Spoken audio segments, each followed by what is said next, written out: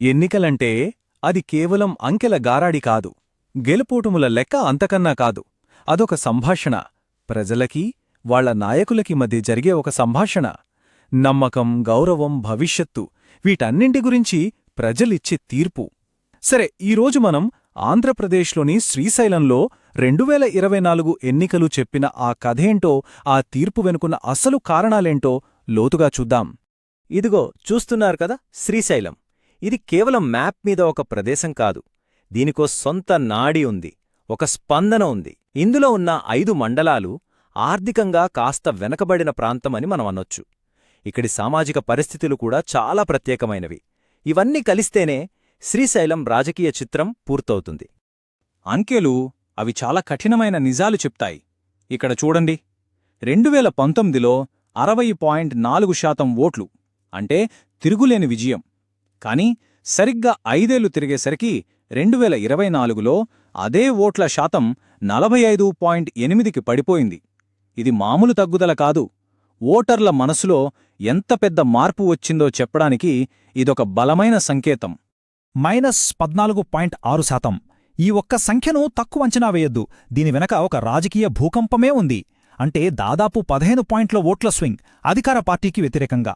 ఒకప్పుడు 38,000 ఓట్ల మెజార్టీతో గెలిచిన స్థానం ఇప్పుడు 6,385 ఓట్ల తేడాతో చేజారిపోయింది. ఆ మార్పుకి కారణం ఈ నంబరే. సరే, ఇప్పుడు అసలు విషయంలోకి వెళ్దాం. ఈ తీర్పును అర్థం చేసుకోవాలంటే మనం కాస్త భూమిలోకి, అంటే క్షేత్రస్థాయిలోకి తొంగిచూడాలి. ముందు ఇక్కడి మట్టి వాసనని, ఆ తర్వాతే ఈ అంకెల భాషని అర్థం చేసుకోవాలి. శ్రీశైలం నియోజకవర్గం ప్రొఫైల్ చూద్దాం. ఓటర్లు సుమారుగా 1,93,000. 2024లో పోలింగ్ శాతం చూడండి, ఏకంగా 85%. అంటే ప్రజలు తమ గొంతును చాలా బలంగా వినిపించాలనుకున్నారు. ఇక సామాజికంగా చూస్తే ఇక్కడ ప్రధానంగా 2 ప్రత్యర్థి రెడ్డి కుటుంబాల ప్రభావం ఎక్కువ. దానితో పాటు ముస్లిం, ఇతర మైనారిటీ వర్గాల ఓటర్లు కూడా గణనీయమైన సంఖ్యలో ఉన్నారు. అంటే గెలుపోటములను నిర్ణయించడంలో వీరి పాత్ర చాలా కీలకం. సరే, ఏం జరిగిందో మనకు సంఖ్యలు చెప్పేశాయి.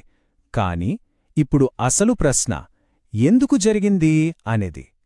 ఈ మార్పుకు కారణం కేవలం వ్యక్తులా, లేక వ్యవస్థాగత లోపాలా? మనం వ్యక్తుల గురించి కాదు, వ్యవస్థల గురించి, వ్యూహాల గురించి మాత్రమే మాట్లాడుకుందాం. ఈ స్వాట్ అనాలిసిస్ చూడండి. ఒక పార్టీ బలాబలాలను ఇది అద్దం పడుతుంది.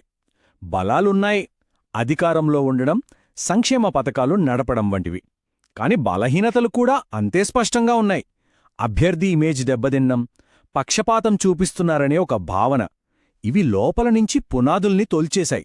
ఇక బయటినుంచి చూస్తే ఐక్యంగా ఉన్న టీడీపీ, బీజేపీ, జనసేన కూటమి ఒక పెద్ద ముప్పుగా తయారైంది. లోపల బలహీనంగా ఉన్నప్పుడు బయటినుంచి వచ్చే చిన్న దాడి కూడా పెద్ద నష్టాన్నే కలిగిస్తుంది.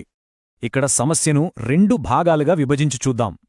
ఒకటి, అంతర్గత వాతావరణం, అంటే పార్టీ లోపల పరిస్థితి.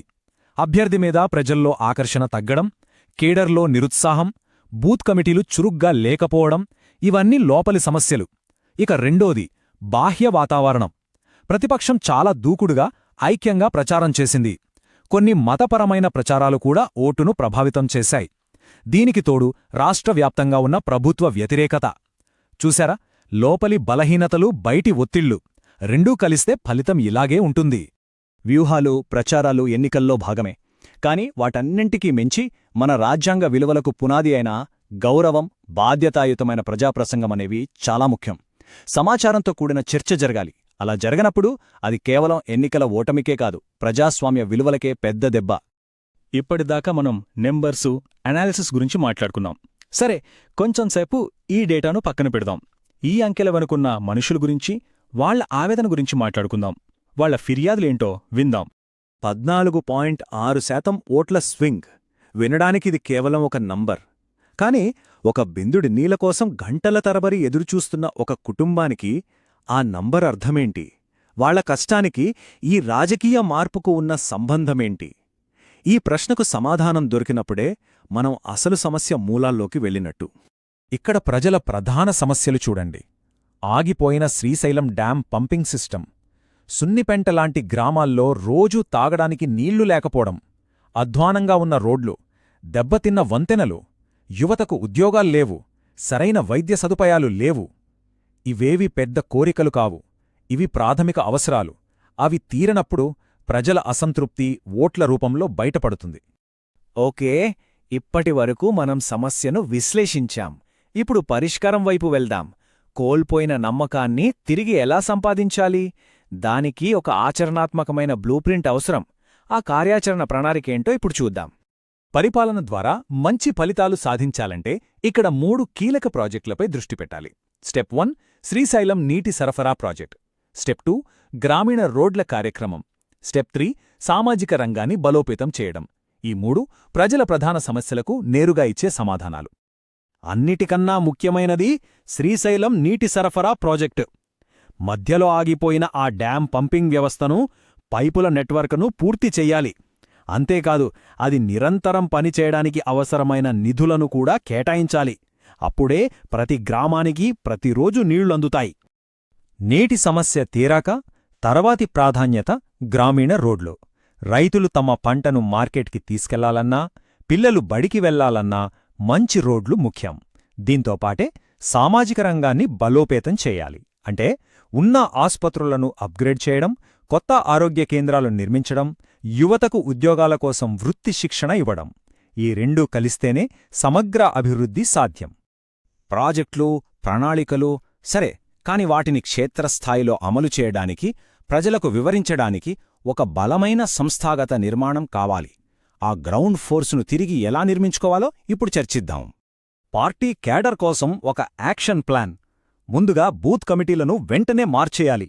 ఉత్సాహంగా పనిచేసే స్థానిక యువతను, స్వయం సహాయక బృందాల సభ్యులను నియమించుకోవాలి.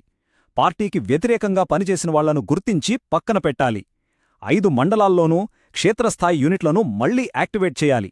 ముఖ్యంగా మైనారిటీ ప్రాంతాల్లో వాళ్ల సమస్యలు వినడానికి శాశ్వత ఫిర్యాదుల బూతులు ఏర్పాటు చేయాలి. కమ్యూనికేషన్ వ్యూహాన్ని పూర్తిగా మార్చాలి. వాట్సాప్, ఇతర మాధ్యమాల్లో వచ్చే తప్పుడు ప్రచారాలను వెంటనే గుర్తించి తిప్పికొట్టడానికి ఒక ప్రత్యేక సెల్ ఉండాలి. వాస్తవాలతో కూడిన సమాచారాన్ని తెలుగు, ఉర్దూ భాషల్లో ఫ్యాక్ట్ షీట్స్ రూపంలో అందించాలి. సోషల్ మీడియాలో నిజమైన లబ్ధిదారుల కథలను ప్రచారం చేయాలి. ప్రతివారం ప్రెస్ మీట్ పెట్టి మీరే ఎజెండాను సెట్ చేయాలి. పుకారులకు సమాధానం చెప్పడం కాదు, వాస్తవాలను ముందుగానే ప్రజల ముందుంచాలి. అయితే ఈ కమ్యూనికేషన్ వ్యూహంలో గుర్తుంచుకోవాల్సిన ఒక ముఖ్యమైన విషయం ఉంది. నమ్మకం అనేది సమాచారాన్ని సేకరించి దాన్ని పౌరుల అనుమతితో, వారి గోప్యతకు భంగం కలగకుండా వాడినప్పుడే నిర్మితమవుతుంది. ప్రతి పౌరుడి డేటాకు విలువివ్వాలి. అప్పుడే వాళ్లు మనల్ని నమ్ముతారు. సరే, చివరిగా ప్రజల కేంద్రీకృత నాయకత్వం వైపు ఎలా అడుగులు వేయాలి? ఇప్పటిదాకా మనం చూసిన విశ్లేషణ, ప్రణాళిక, వీటన్నిటినీ ఒకే దారిలో నడిపించే నాయకత్వ లక్షణం గురించి మాట్లాడుకుందాం. ఈ మొత్తం బ్లూప్రింట్ యొక్క అంతిమ లక్ష్యం ఒక్కటే: విభేదాల జ్ఞాపకాన్ని అభివృద్ధి మరియు ఐక్యత జ్ఞాపకంగా మార్చడం. ఇది నినాదం కాదు, ఇది ప్రజలకివ్వాల్సిన ఒక పటిష్టమైన హామీ. చివరగా ఒక ప్రశ్నతో ముగిద్దాం. ఎన్నికల తీర్పు అది గడిచిపోయిన గతం మీద వేసిన శిక్ష, లేక రాబోయే భవిష్యత్తు కోసం ప్రజలిస్తున్న ఒక ఆదేశమా? దీనికి నాయకులు కనుగొనే సమాధానమే వారి భవిష్యత్తును నిర్దేశిస్తుంది. మీరు ప్రజల కేంద్రీకృత నాయకుడిగా మారి మీ నియోజకవర్గాన్ని ఉన్నత స్థాయికి తీసుకెళ్లాలనుకుంటే blueprintstrategies.ai ని mgr@blueprintstrategies.ai వద్ద సంప్రదించండి, లేదా 08042041602కు కాల్ చేయండి. రాజకీయాలకు అతీతమైన లక్ష్యం